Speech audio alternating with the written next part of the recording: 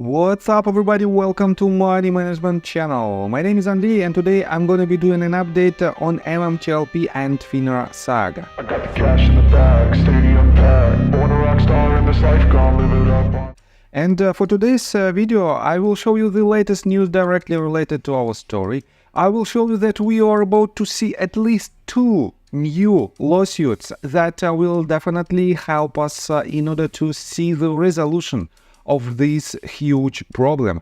On top of that, I will show you the latest update about the share count and the lie in regards to the short position. So, and before we dive deep into all of this, guys, please hit the like button. It is very important for me to see the support from you as my viewers, because it takes me more than 4 hours on a daily basis without any day offs in order to show you the latest news related to our story. And that is why, guys, just hit the like button. So, let's start with the news that was published again 3 days ago. This was the real bombshell for the MMTLP story. NextBridge Hydrocarbons published the PR statement where they disclosed some interesting information. And the most important part for now, in my opinion, is the discrepancy in between the official FAQ that was published by FINRA back in November of 2023 and this statement from NextBridge Hydrocarbons about the short position. Let me show you this in details. We have these 2 screenshots, so you can read this information by yourself definitely, but let me remind you that first of all I want to show you the FINRA's official document that was published on November the 6th. They stated that it was only 1.6% of the total share outstanding in short position in NextBridge Hydrocarbons, and it is not a significant amount. But at the same time, we know that NextBridge Hydrocarbons stated this. Representatives of short sellers have approached NextBridge about buying considerably more shares than this figure.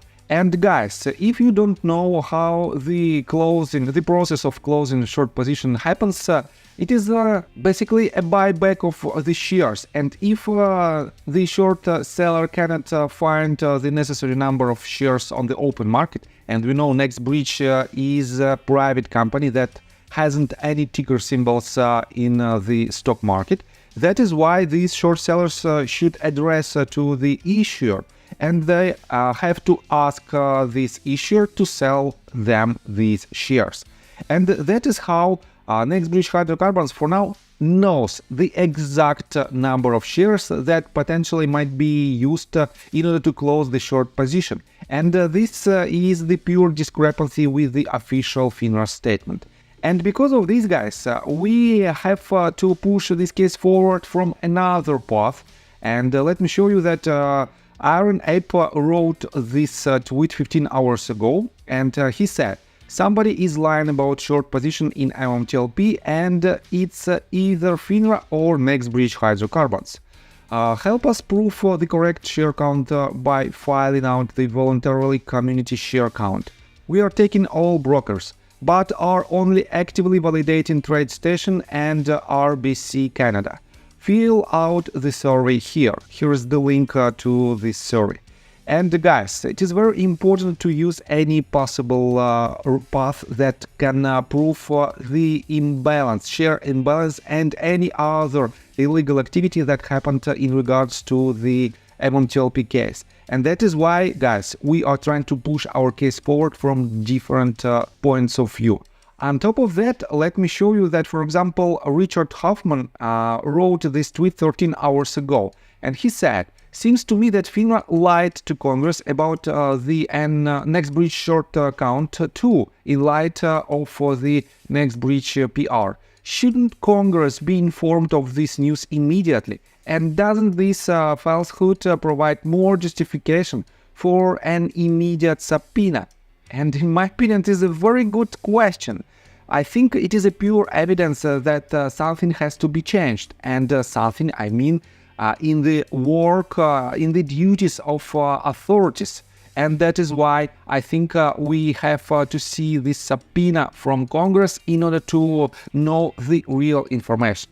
On top of that, guys, let me remind you that Richard is in the process of arbitration against Fidelity, and he wrote this tweet 3 hours ago. Can you imagine that in my arbitration with Fidelity, that despite a written Fidelity Ethics Department admission stating that as of November 15, 2022, for some mysterious reason, Fidelity could not sell MMTLP shares, but still did it in contravention of their own rules?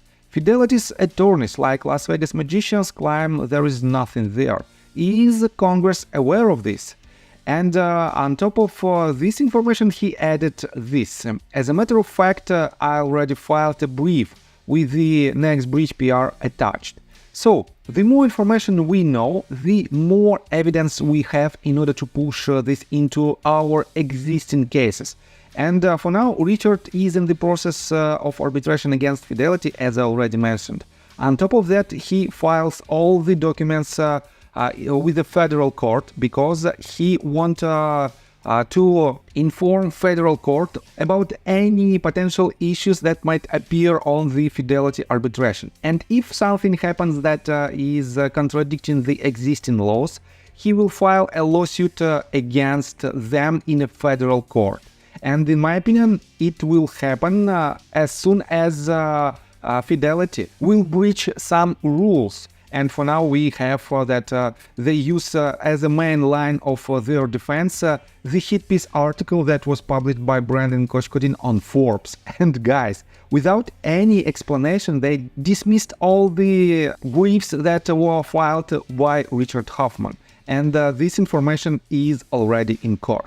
On top of that, guys, about 1.5 weeks ago, Richard stated in his live stream video that he will file a lawsuit against TradeStation because of the share imbalance.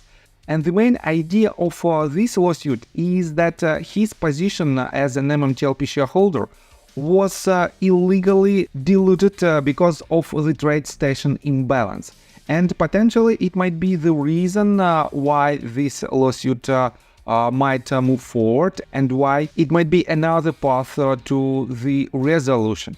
And in my opinion, it is a very good update. On top of that, and this is in my opinion the main topic of today's video, let me remind you that Charles Gasparina is still trying to say that all of our efforts and our community in general is miserable because of the false statement, in his opinion, false statements. And he wrote this 11 hours ago.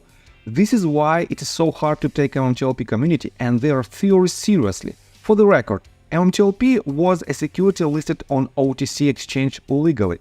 When it traded and people decided to use it as a short squeeze vehicle, it was trading legally.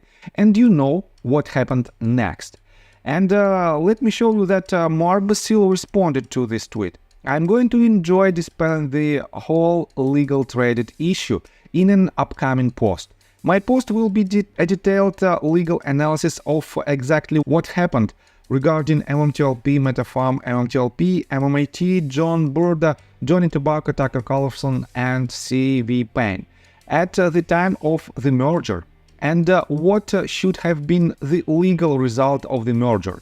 Some people are way off, some are close as hell, but we still need the share count to prove other things. Oh, that's coming too. And guys, Pedro, in response to Mark's tweet, wrote this. Careful, Mark, Charlie isn't a fan of facts that get in the way of his hedge fund talking points.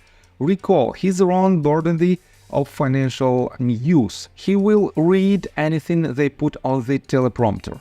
And Mark responded to this tweet this statement. That's okay, everyone believes in cherry-picking their own set of facts. These facts, though, are the foundation of a background and history section by major MMTLP federal lawsuit being prepared.